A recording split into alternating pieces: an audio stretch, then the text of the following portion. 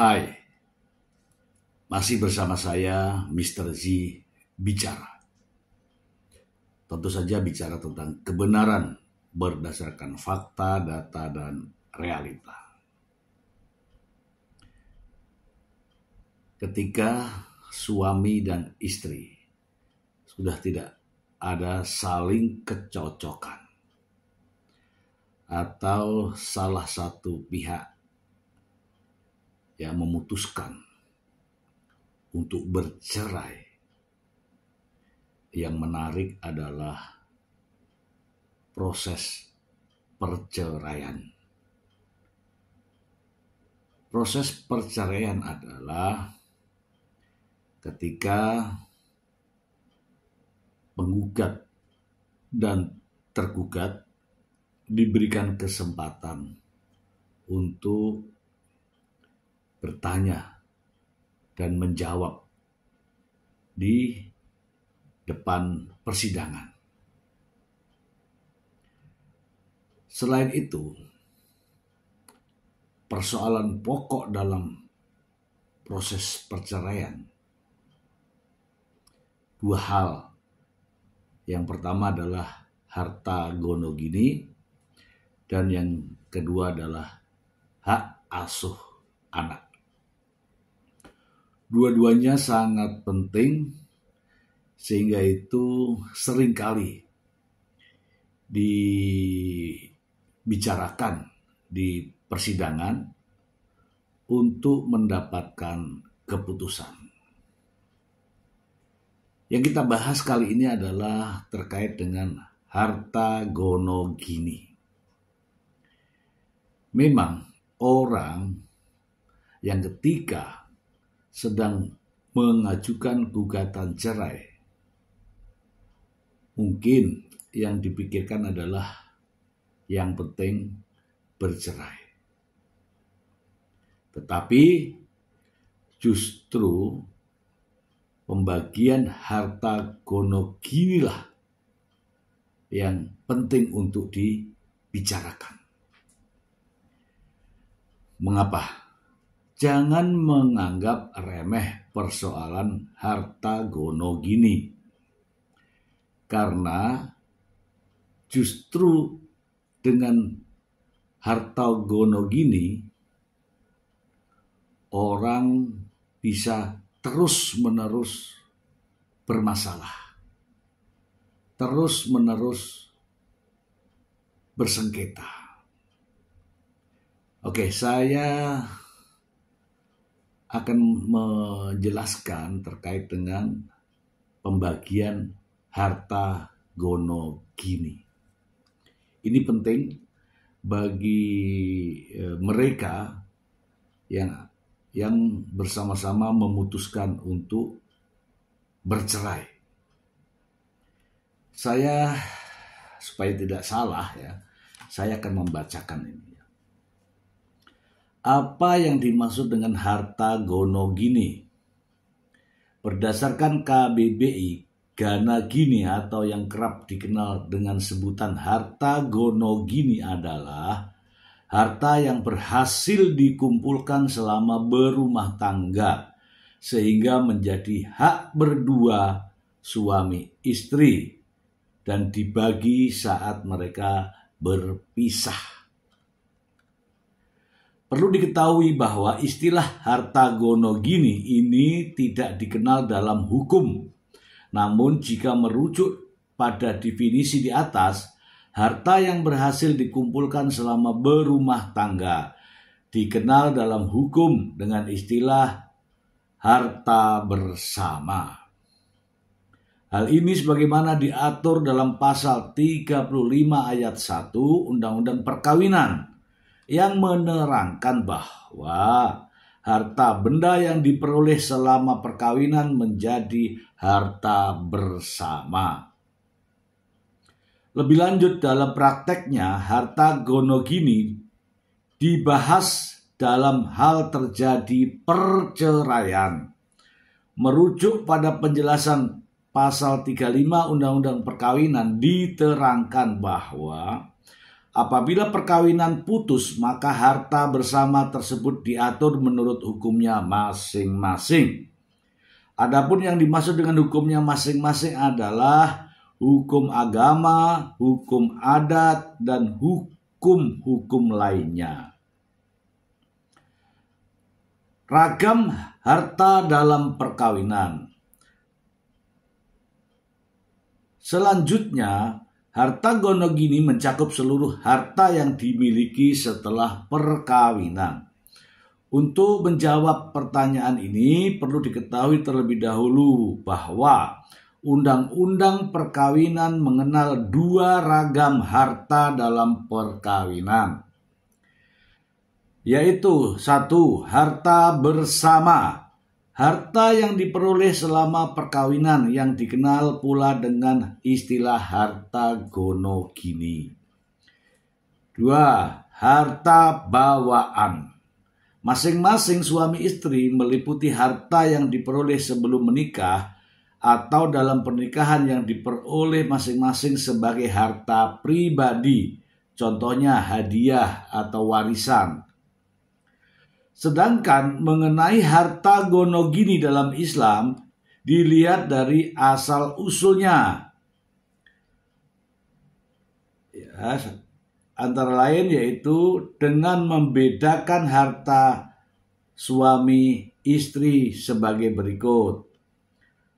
Satu, harta bawaan, yaitu harta suami istri yang telah dimiliki sebelum perkawinan, baik berasal dari warisan, hibah, atau usaha mereka sendiri-sendiri sebelum perkawinan. B. Harta masing-masing. Suami istri yang dimiliki setelah perkawinan, yaitu yang diperoleh dari hibah, wasiat, atau warisan untuk masing-masing, bukan atas usaha mereka. C atau 3, harta pencaharian, yakni harta yang diperoleh sesudah mereka berada dalam hubungan perkawinan atas usaha mereka berdua atau usaha salah seorang dari mereka. Nanti kita jelaskan ya teman-teman ya. Jadi harta gonogini atau harta bersama tidak selalu mencakup seluruh harta yang dimiliki selama perkawinan, melainkan hanya terbatas pada harta yang diperoleh atas usaha pencarian suami atau istri selama perkawinan, tidak termasuk hadiah atau warisan yang diperoleh dari masing-masing.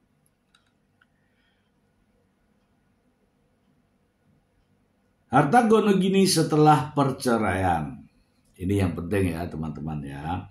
Jika terjadi perceraian, harta bersama haruslah dibagi antara suami dan istri sebagaimana diatur dalam pasal 37 Undang-Undang Perkawinan Junto, putusan Mahkamah Agung nomor 1448 K SIP 1974 yang menerangkan bahwa sejak berlakunya Undang-Undang Perkawinan tentang perkawinan sebagai hukum positif bahwa harta benda yang diperoleh selama perkawinan menjadi harta bersama.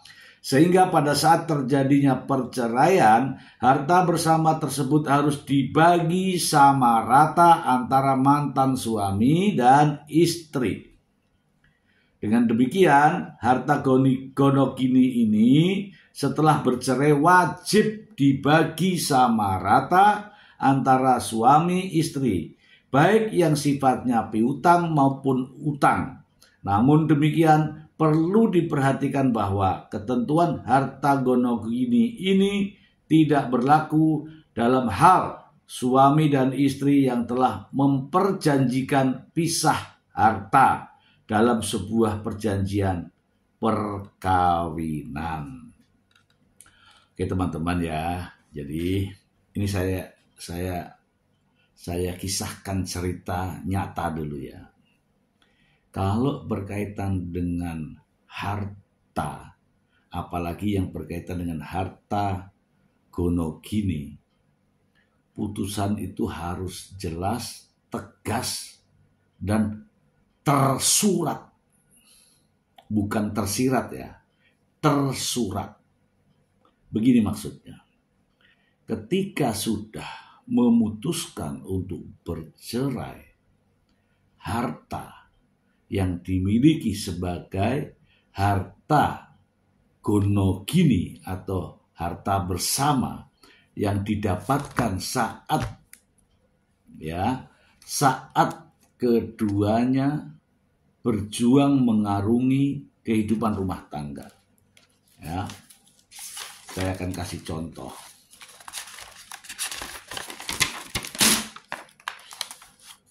Ketika sudah berkeluarga, berumah tangga, kemudian kedua-duanya berjuang, apapun bentuknya, sehingga mendapatkan harta yang dikumpulkan, itulah yang namanya harta gonogini atau harta bersama. Pembagiannya bagaimana? Pembagiannya harus merata, dibagi rata, dibagi dua antara suami dan istri. Nih, dibagi dua. Tidak ada sedikit pun yang berbeda. Nah, ketika sudah dibagi dua, harus dibuatkan dalam bentuk surat. Apakah itu sertifikat, apakah itu akta, apakah itu pernyataan, perjanjian, dan sebagainya. Apakah putusan pengadilan, itu bentuknya harus surat. Mengapa? Begini teman-teman. Ada sebuah kisah ketika seseorang bercerai. Harta gonogini ini katanya udah gak usah dipikirkan. Yang penting bercerai. Banyak. Nah, pada suatu ketika si laki-laki ini nikah lagi, ketemu perempuan, dan menikah lagi, tinggal di tempat itu dengan menguasai harta-harta itu, maka akan timbul persoalan baru. Dan ini bukan persoalan yang mudah. Untuk itu, saya menyarankan ketika sudah berpisah, lanjut dengan urusan harta gonogini atau harta bersama. Di luar harta pribadi. Ya, di luar harta pencaharian. Kalau harta pribadi itu saya mendapatkan warisan dan itu warisan saya. Nah, itu saya mendapatkan hibah dan itu hibah saya. Itu namanya harta pribadi. Nah, ada yang namanya harta pencaharian. Misalnya nih, contoh, saya bekerja, berusaha. Ya kan, saya mendapatkan gaji dan sebagainya, fasilitas dan sebagainya dari kantor pekerjaan saya. Itu namanya harta pencaharian. Demikian juga istri, ketika dia mendapatkan harta dari pekerjaannya, pencahariannya, maka itu menjadi harta istri, bukan termasuk harta gonogini. Ya, karena bekerja, masing-masing bekerja. Gitu. Nah, menyikapi hal ini apa yang saya sudah utarakan tadi, hari ini mungkin kita baik-baik saja dengan kaitan dengan udahlah nanti aja mengenai harta. Tidak boleh begitu, ya, karena berkaitan dengan harta harus tersurat, bukan tersirat, supaya tidak ada permasalahan di kemudian hari. Ingat ya, kalau sudah namanya harta atau duit atau apapun itu, pasti akan menimbulkan masalah di kemudian hari. Semoga bermanfaat.